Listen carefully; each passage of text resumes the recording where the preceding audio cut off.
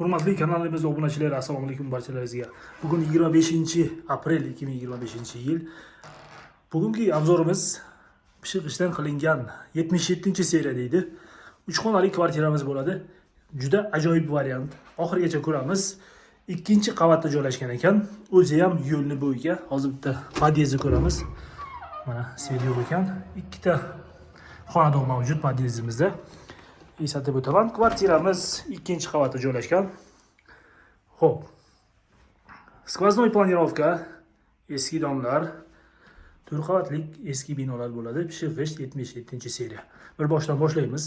Ichkaridagi eshiklar va hamda derazalar taxtadan turgan ekan. Bu shaxsan o'zimga juda ma'qul.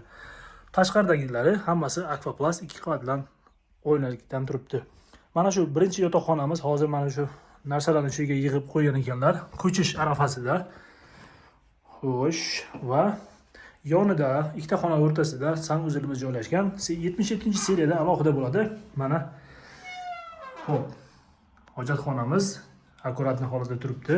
Issiq suvlar bor va yuvinish xonamiz kafil qilingan. Va mana shu fortichka mashhur 77-seriya fortichkalari. Xo'p. Ikkinchi xonamizni ko'ramiz. Kattalar yotoqxonasi qilib ishlatgan ekanlar. Hop, mana shu videoda ko'ringan narsalar qolar ekan. Kravat bor, mana shkafimiz bor. Isitish moslamasi uyda hozir ko'ramiz, menimcha qo'l bola bo'lishi kerak. Konditsionerimiz bor ekan. Hop, prixoshkaga kirganda mana katta qilib unumli foydalanib shkaf qilgan ekanlar. Bitta ochib ichini ham ko'ramiz. Mana xo'sh, mehmonxonamiz, hozir svetini yoqamiz. Bu uy xonamizni mehmonxona qilib ishlatamiz. 6 metrlik balkonlari bor 77-seriyada. Xo'p, devorlari jiddiy aboydan turgan ekan. Bu xonamizda boshqa joyda emulsiya qilingan holatda turibdi. Oshxonamiz bo'ladi.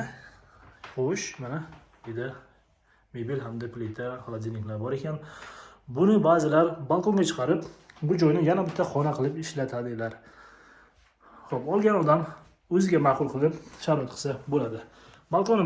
Balkonimizda 77-seriyada hamma joyda shunaqa kladovkachasi bo'ladi.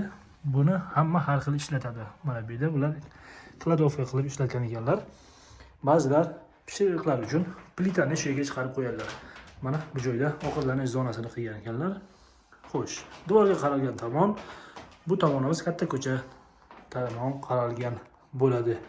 Birinchi qatorda joylashgan bo'ladi. Domimiz 77-seriya deydi. Pishig'ishdan qilingan. Xo'p, 2-qavatimizda joylashgan 3 xonali kvartiramiz sotuvga chiqqan. Xo'p, narxini hamda umumiy maydonlarini pastdagi izohlarda yozib qoldiraman. Pastdagi izohlarni yaxshilab o'qisangiz hamma ma'lumotni olasiz. Keyingi videolarimizda ko'rishguncha kuzatib borishda davom eting va hamda bizga telefon, telegramimizga yozib turing.